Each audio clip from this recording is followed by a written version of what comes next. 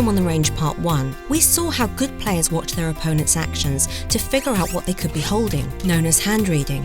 The key to good hand reading is not to try and guess your opponent's exact hand. Instead, try to think of a range of hands that your opponent would play in this manner. At the beginning of the hand, your opponent's range starts out very wide, but as the hand evolves, you continually narrow it down to only a few hands that you think your opponent might play this way. There are 169 different combinations of starting hands. Some players use an imaginary grid to help them see the big picture. It's just a representation of all the possible hands. Each starting hand is made up of 2 cards and is either suited, unsuited, or a pair. That's it. Okay, I think we're ready for an example. Let's see how we can put a player on a range of hands and narrow it down as the hand develops. Here we have 10-9 suited. That's not bad. So after a couple of players call, we also call. After the small blind folds, the big blind, who is a fairly straightforward but aggressive player, checks. Let's focus on the girl in the big blind. Once the cards have been dealt, and before she has made an action, she could have any of the 169 different starting hands, but she checked. Our opponent can't have a really strong hand, because she would have raised to make the pot bigger, confident that she had the best hand. So let's eliminate the really strong hands from her range. Back to the action. The community cards have now been dealt, and it's a good flop for us, as one more spade will give us a flush. Let's see what the other players do, especially our big blind. Our opponent bets, telling us she has a strong hand. But could she be bluffing?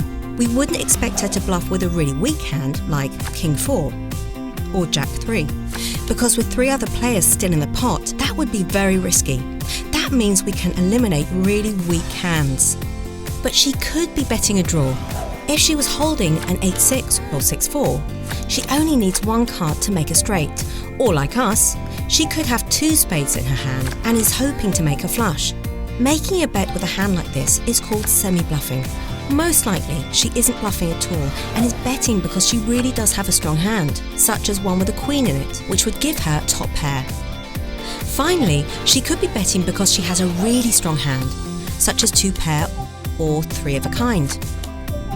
That flop and our opponent's bet gave us a few clues. Let's highlight those hands we think she could have. Top pair, 2 pair, and 3 of a kind. Let's not forget about flush draws and straight draws. Everything else can be considered a weak hand and can be discounted. That seems like a lot, but don't panic. Her range can't get any wider than this. It will only get smaller as we eliminate more hands. Let's call and see if we can hit another spade to make our flush. It's a 10 of clubs. We didn't hit our flush, but we did make a pair. She checks, so we can eliminate the really strong hands because we'd expect her to bet again with those hands to try and build a big pot. She could still have a weak queen and wants to keep the pot small, or a draw that didn't hit. Let's check and see what the river brings.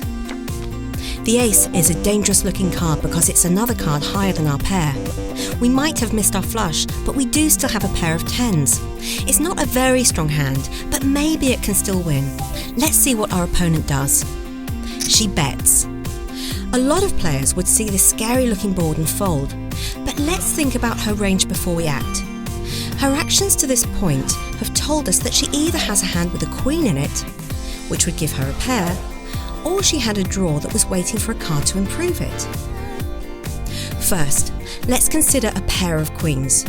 If we have a hand worse than a queen, we're unlikely to call because there are so many possible hands that beat us, so it doesn't make sense for her to value bet if she is holding a queen.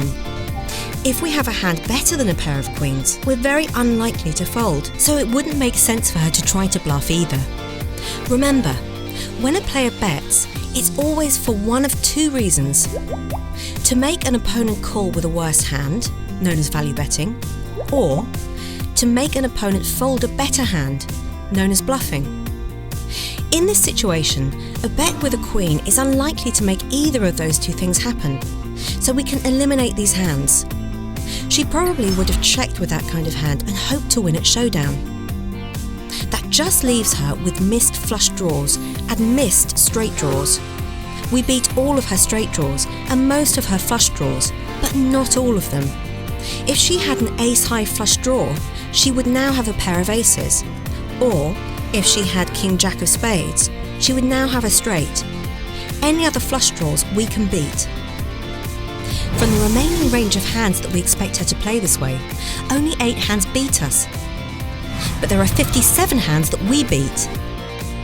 Even if we estimate that our opponent only bluffs with a misdraw 50% of the time, it's still an easy call. Let's call. It's time for the showdown. We won! Her flop bet was a semi-bluff. She was betting hoping we would fold, but knowing there were a lot of possible turn cards that could improve her hand. On the turn she checked, but on the river, having missed her draw, she saw the scary looking ace and decided to bluff. We successfully narrowed down her hand, and importantly, made a good call. Hand reading is one of the most important skills you can learn in poker. It might seem a little tricky at first, but trust me, it's one of those things that gets easier and easier the more you practice. Let's review. Don't try and guess your opponent's exact hand. Instead, think of all the possible hands they would play in this way. As the hand develops, watch their actions closely and eliminate the hands that you would not expect them to play this way. That's it for Home on the Range Part 2, but check out Part 3 to see how your opponent's playing style affects the ranges you put them on.